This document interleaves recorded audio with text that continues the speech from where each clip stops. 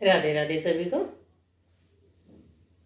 आज हम normally routine की एक्सरसाइज करेंगे बिना किसी टेंशन के, रिलैक्स होके माइंड को फ्रेश करने के लिए, ब्लड सर्कुलेशन अच्छा करने के लिए। सबसे पहले आप देख सकते हैं मैंने वज्रासन में बैठा हुआ है, तो वज्रासन में बैठ के कंफर्टेबल मुद्रा लें, कंधे बिल्कुल रिलैक्स, गहरी लंबी सांस लेनी है, छोड़नी है। Breathe in, breathe out, breathe in,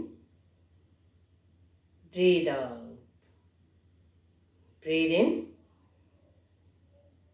breathe out, breathe in, breathe out. Relax.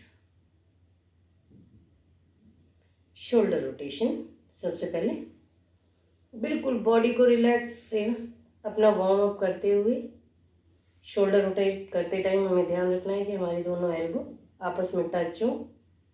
बिल्कुल बिल्कुल भी बैकबोन को वो नहीं करना है, हमें बेंड करके नहीं बैठना है। क्लॉकवाइज फिर एंटी क्लॉकवाइज।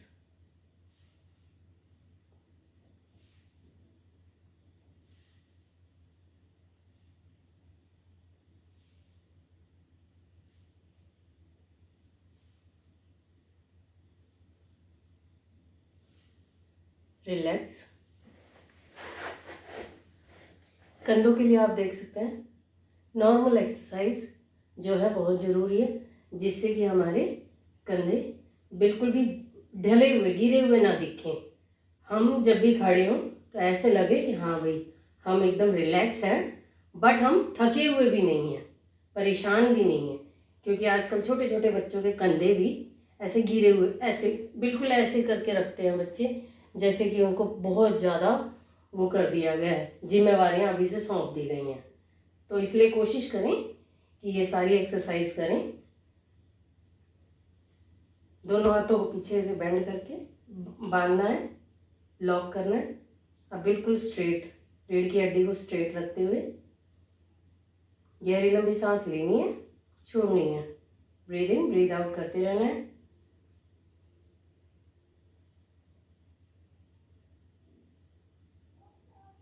यही चीज दूसरी साइड में। दोनों हाथ को लॉक जरूर करें। चेस्ट बिल्कुल खुली हुई, ओपन।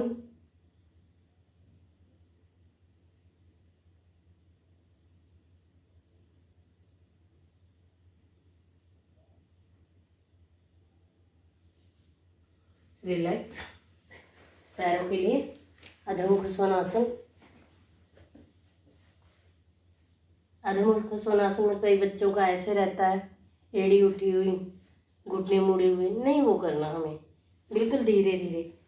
स्टार्टिंग में आप कर सकते हैं कि भाई आपकी एड़ी उठी हुई हो, घुटने मुड़े हुए हो, लेकिन धीरे धीरे प्रैक्टिस करते करते हमें अधोमुख स्वनासन प्रॉपर पोज करनी है। किसी भी पोस्चर को होल्ड करते हैं तो सांस को गहरा लंबा लेते रहें और छोड़ते रहें।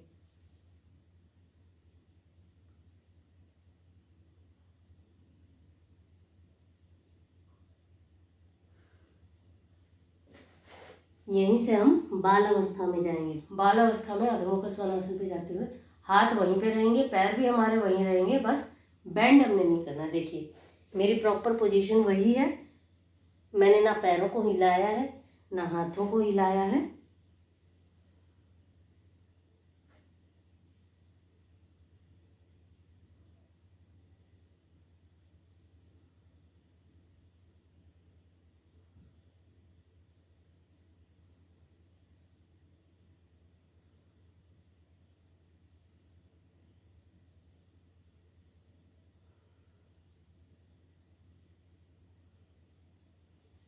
इसी अवस्था में एक पैर आगे करें, दूसरा पैर बेंड करके पीछे की तरफ, इससे हमारी थाइस पे खिंचाव पड़ेगा।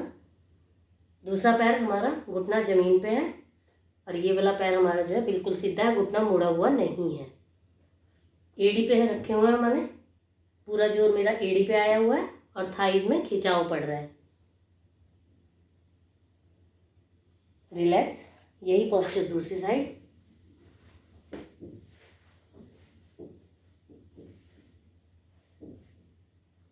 बिल्कुल धीरे धीरे करें ताकि आपको ये खिंचाव महसूस हो। इस खिंचाव को महसूस करेंगे तो आप किसी भी पोस्चर को प्राप्त करने में आसानी रहेगी आपको।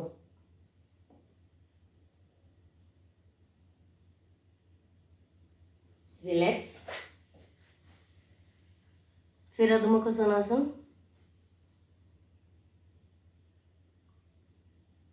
अधोमुख में बिल्कुल हाथों को और आगे, जितना आगे ले जा सकते हैं आप ले जाएं। एड़ी उठाएं, फोरहेड डाउन करने की कोशिश करें।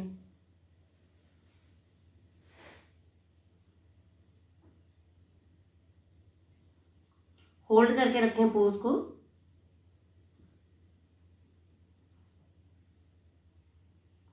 रिलैक्स।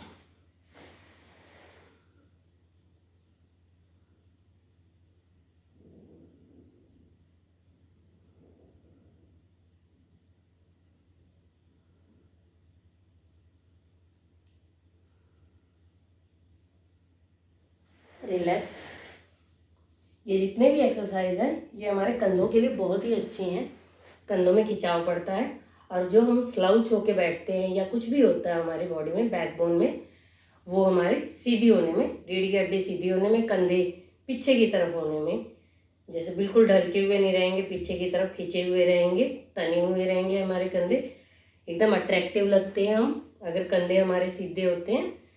तो इस पोस्चर को पाने में ये सारी एक्सरसाइज हमारी मदद करती हैं।